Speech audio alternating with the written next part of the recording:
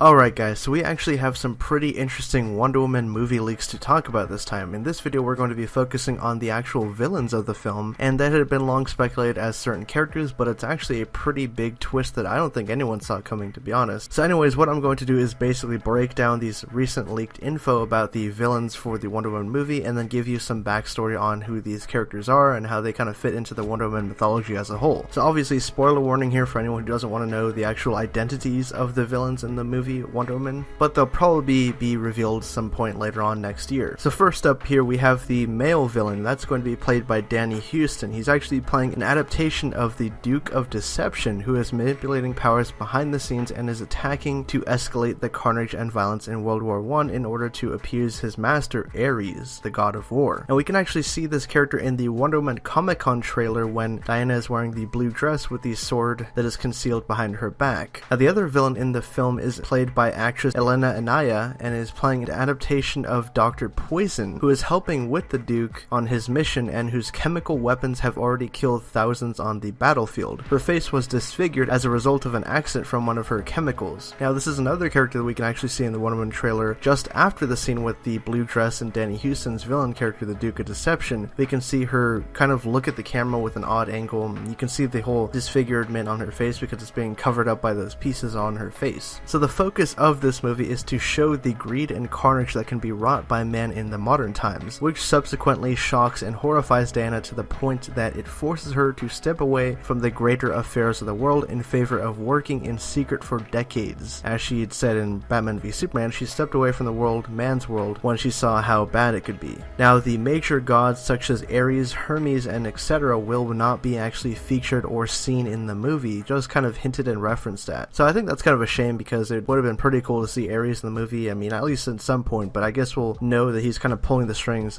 as we can tell from the comics. So for those of you who don't know, the Dukkha Deception is a major adversary of Wonder Woman. The Duke is a demigod of deceit, originally presented as an operative of Wonder Woman's arch-nemesis Ares. He first appeared in the summer of 1942 in Wonder Woman Issue 1 Volume 1, written by Wonder Woman creator William Moulton Marston, and went on to become one of Wonder Woman's principal Golden Age foes. In 2016, the Duke of Deception was reintroduced in DC Comics' successful The Legend of Wonder Woman, an ongoing series retelling Wonder Woman's origin. A champion of both Ares and Hades, the Duke is presented as the first major adversary Wonder Woman faces after leaving her home on the island of Themyscira in that storyline. Now Dr. Poison is another major character in Wonder Woman's Rogues Gallery that has gone through several variations in the comic books, most recently in the New 52 being the daughter of a pair of Russian scientists renowned for their knowledge of poisons. Now when you think about it, both of these characters actually make a lot of sense to use in this film because they were some of the very first villains introduced in Wonder Woman comics, and they're probably trying to look at the lore of like what to use.